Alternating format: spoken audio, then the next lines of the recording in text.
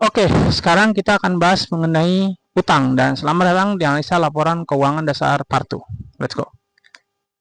Oke, utang di perusahaan itu dibagi jadi dua, utang lancar dan utang tidak lancar. Utang lancar itu adalah utang yang harus dibayar sama perusahaan dalam waktu 1 tahun atau kurang.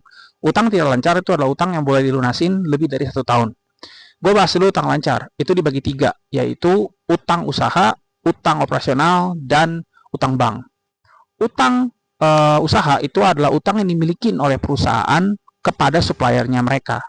Sementara utang operasional itu adalah utang yang dimiliki oleh perusahaan dalam bentuk utang dia ketika listrik, bayar gas, bayar PLN, bayar gaji karyawan dan sebagainya. Itu masuk ke dalam accrued expense. Sementara yang terakhir, utang bank itu adalah utang yang dimiliki oleh perusahaan ke bank, tapi untuk modal kerjanya dia, gitu.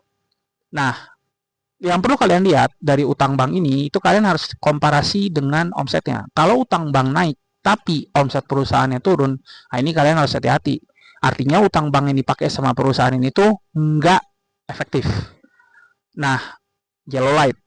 Dan kalau kalian lihat ternyata accrue expense dan utang usahanya perusahaan ini turun terus, berarti ada apa-apa nih. Ada apa-apanya adalah bargaining power atau kemampuan si perusahaan buat nawar ke suppliernya itu akan berkurang. Karena perusahaannya itu nggak bisa ngutang lebih lama. Biasanya tuh punya power tuh si supplier ya, berarti customer ini banyak. Ya udahlah, lu nggak ngutang banyak-banyak, gue juga nggak masalah, gue ada customer yang lain kok. Nah jadi di situ tuh ada potensi nanti harga barang pokok yang diperluin sama perusahaan buat bikin produknya dia atau apa barang-barang yang dia perluin dibeli sama supplier itu tuh bakalan naik harganya. Nah ini akan ngaruh ke HPP nanti. Jadi kalian harus lihat nih kalau accrue expense sama account payable-nya itu ternyata dia turun tiap tahunnya.